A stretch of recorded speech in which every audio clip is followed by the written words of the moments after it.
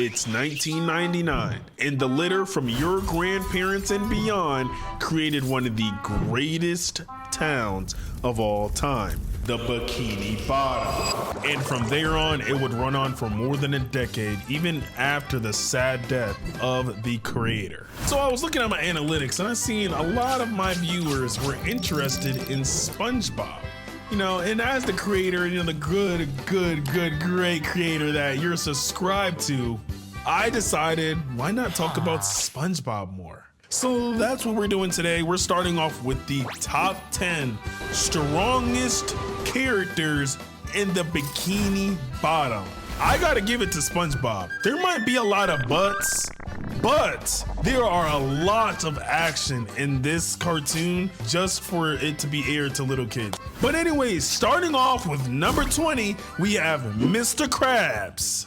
Disclaimer, my voice is kind of messed up, so that's why I probably sound so weird, or you might hear little voice cracks, but you know, you're still gonna enjoy the video. Mr. Krabs might be old, but he's nowhere near a slouch. He has to deal with plankton every single day, and he works every single day. For his age, that is crazy. I ain't old! He also is a single parent and raises a whale all by himself. I don't know where her mom is, but maybe Mr. Krabs sold her to a fisherman or something. So first of all, Mr. Krabs is very durable. He can take explosions just like a lot of other characters in SpongeBob to the face point blank and lose all of his limbs with nothing really damaging him at all. But his durability is not the only thing that makes him strong, because there's an episode where Plankton gets to travel the multiverse with the push of a button, and he actually lands up being the owner of the Krusty Krab. They completely switched places, but there's something crazy about this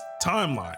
This is a timeline where Mr. Krabs doesn't become the owner of the Krusty Krab and doesn't get the formula. So he decides to infiltrate the Krusty Krab every single day. But also, this Mr. Krabs is way more lethal than the average crab. He's way more faster, agile. He's even strong enough to bust through whole solid doors.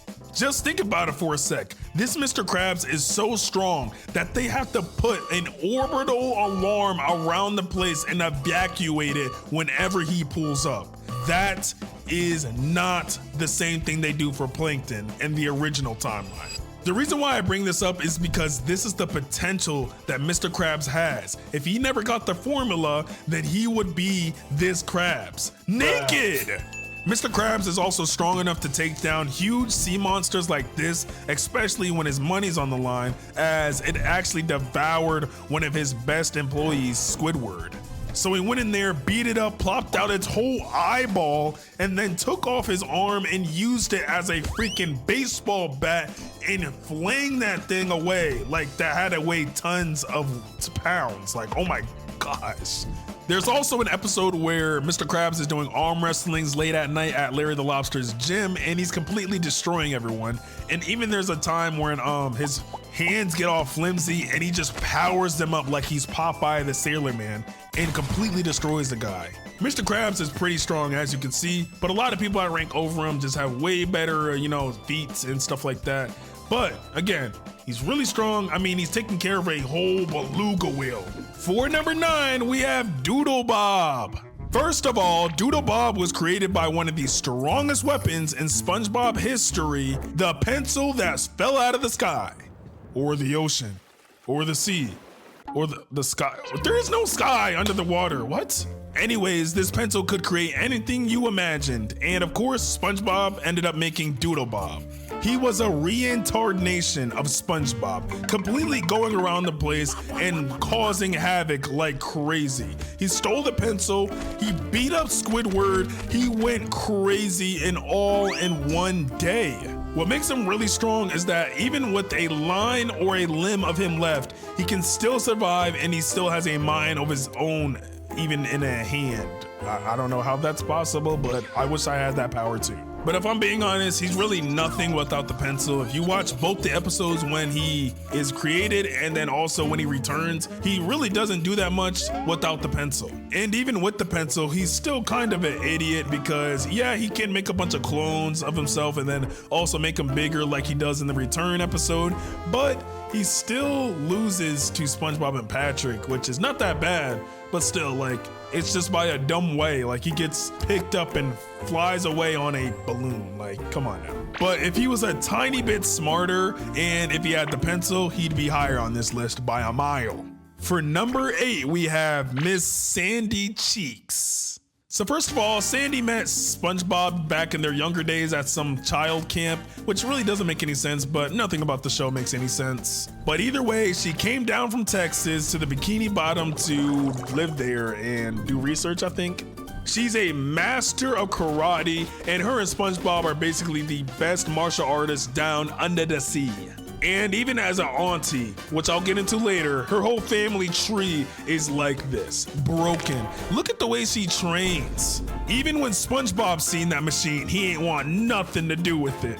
But anyway, Sandy has a lot of experience when it comes to fighting and anything. We also see it in her introduction episode when she's chasing down Patrick and SpongeBob. She riles up a rope and grabs Patrick and throws him so hard into the ground that he causes a nuclear explosion under the sea.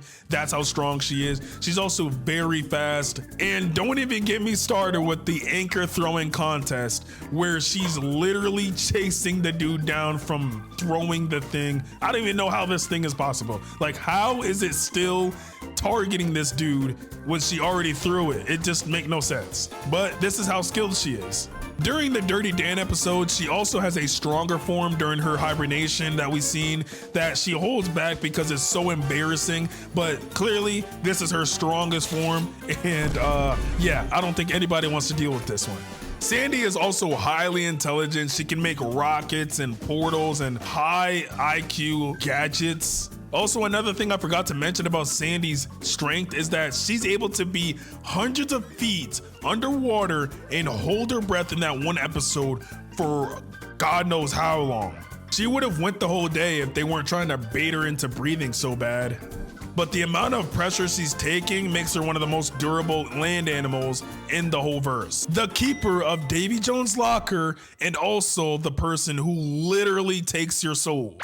The reaper of the SpongeBob universe. Death himself, or the Flying Dutchman, is someone I don't really see getting beat by Doodle Bob or Sandy at least. Maybe if Doodle Bob had the pencil, or if Sandy had some sort of gadget that showed up in this series that can interact with spirits or ghosts or whatever this thing is. But either way, he is very powerful. Every time he shows up on screen, there is lightning and thunderstorms happening, underwater by the way. And yeah, he has a lot of special magic powers, like of course being able to teleport, show up wherever he wants. He also has a magic ship that can take damage and stuff. As you can see in that one episode when Patrick kept saying, keep going, keep going, keep going. Keep going, you're good, you're good, you're good. But he can just fix it. He has regeneration powers, and he also has the ability to literally evaporate you and burn you. And again, the ability to take your soul, even if someone else bets your soul. Like when Mr. Krabs sold his best fry cook for 62 cents. He's also the only character that every single person in the Bikini Bottom is scared of, other than probably other people I'm about to name above him. But either way, there's not really much you can do to physically get rid of this character. Yeah, he can take physical damage, but he has regeneration, and then also a form of immortality as well. So you're gonna need some sort of magic powers to really keep him down. For number 6, we have Prince Triton. Most people don't know who Prince Triton is. He did come out in a trash episode that nobody really cared about. But either way, he is the most relative thing to his dad, who is the king of the whole sea. He's powerful enough to use special magic to seal his dad away along with the other people of the kingdom, and destroy the Bikini Bottom with little to no ease after being unsealed. and locking away his father. His father also told him that he is worthy for the throne now after seeing all the destruction and havoc he caused. So that just tells you a lot. Which brings me on to number 5, King Neptune himself. King Neptune was abandoned by his mother as a baby and was given powers from aliens. Yes, aliens. But either way, of course, he went on to rule Atlantis with these magical new powers he's gotten. Also had kids, of course. Can basically do everything the Flying Dutchman can do. He's able to burn things, teleport in from Atlantis, also summon storms. He's also said to be the strongest person in the ocean, but it's probably because of his status as the leader and a king. Because he does get punched in the face super far away by this angry mother, but I'm pretty sure he got right back up after this one. And I'm not gonna lie, if he used his staff or any of his powers with his hands, she'd literally be cooked. You know, it's not his durability that makes him really strong, it's really just his powers. Like I said, his son was able to seal him away, but right after that seal was done, oh my gosh, completely blitzed and outmatched, had his son literally sweating, wanting to apologize to his father. Same thing goes for the movie Neptune, even though they're both the same Neptune, just different designs. A design that for some reason Paramount wouldn't let Nickelodeon use within the TV show at the time for some reason. I don't know why. He's so strong, as you can see, he was able to just freeze Mr. Krabs and he's just not able to do anything. He can burn you with his magic. I don't really know what his limits are for the magic, but I'm pretty sure it's whatever he wants. For number 4, we have Bubbles the Dolphin. Bubbles the Dolphin is from the Sponge Out of Water movie, and he basically runs all and makes sure and watch over all of the planets and stuff like that. Nothing much really needs to be said about Bubbles because at the end of the day, he's controlling stars and planets just like it's nothing. There's really not much characters that can do anything of this caliber, like move planets around and all this other stuff in SpongeBob. He also has lasers that can completely evaporate you out of existence. Nothing too big. For number 3, we have SpongeBob. First, without a doubt, he is one of the most durable people in all of the series. When he was the Quickster or whatever his name was, he was running so fast that he completely evaporated himself to where only his shoes were there, and he still was moving them, and on top of that was still somehow able to talk. Glad that's over. He's been turned to ash, exploded into hundreds of little pieces, has completely been erased multiple times throughout the series. And let's not forget, he doesn't feel any type of damage. He doesn't feel anything. He just literally takes punches all day, every day, and won't even know you're there. Again, he is the best martial artist in the verse, along with Sandy, and he can even breathe out of water. I think in one of the movies he does this, obviously. And then he even goes into Sandy's dome, and he's in there the whole time, not using any water thing. And then it's not until someone brings it up where he's like, oh yeah, you're right. And then starts drying up and everything. Like, what? He was just unintentionally stopping himself from drying up. He can lose any limb and just regrow it back over and over again. And when it comes to his strength, he is no slouch at all. And why talk about everything else when we can talk about his strongest one, which is pulling on the fabric of reality and literally pulling it until there's nothing left.